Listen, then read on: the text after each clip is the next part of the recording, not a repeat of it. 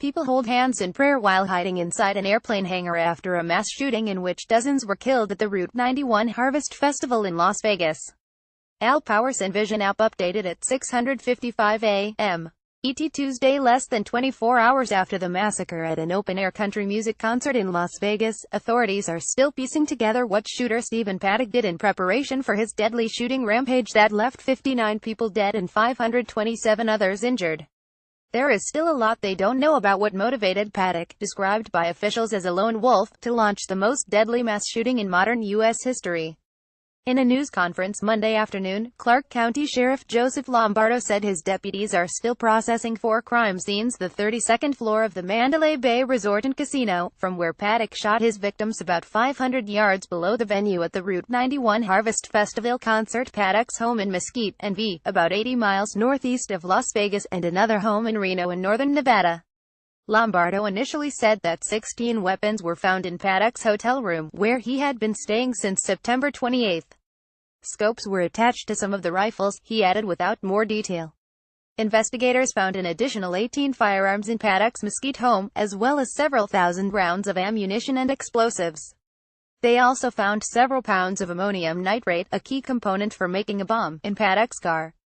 Still, the investigation is fast-moving and fluid as, 4 hours later, the gun count increased. In an early evening news conference, Assistant Sheriff Todd Fasulo said that 23, not 16, weapons had been found in the Mandalay Bay hotel room and 19, not 18 weapons had been discovered in Paddock's Mesquite home. Also, the Office of Rep. Adam Schiff, DCalif, said that he had been briefed by the FBI and informed that some, but not all of the weapons found in the hotel room were fully automatic. It was not clear whether those weapons were manufactured as fully automatic or whether Paddock had converted them. Law enforcement officers had conducted a floor-by-floor search beginning on the 29th floor. Upon arriving at Paddock's suite on the 32nd floor, they announced themselves. Paddock responded by shooting through the door, wounding a security guard in the leg, Lombardo said. They received gunfire. They backed off and SWAT responded, said a somber Lombardo. They entered the room to find Paddock dead. The sheriff said investigators believe Paddock killed himself. Lombardo also said that he had dispatched a SWAT team to examine Paddock's house in northern Nevada to make sure there are no booby traps. Many questions remain unanswered. Lombardo said investigators still have not identified Paddock's motive for the shooting. Paddock's brother, Eric Paddock, of Orlando, Florida, said he was a wealthy retired accountant and high-stakes gambler. There's no political affiliation that we know of. There's no religious affiliation that we know of, Eric Paddock told reporters earlier in the day. Investigators also don't know how Paddock managed to assemble such a large arsenal of weapons in his hotel suite.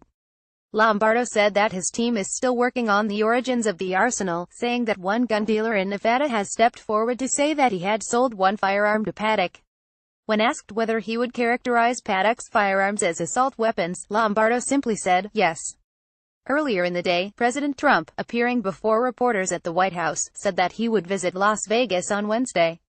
He called the mass shooting an act of pure evil, adding, in moments of tragedy and horror, America comes together as one, and it always has.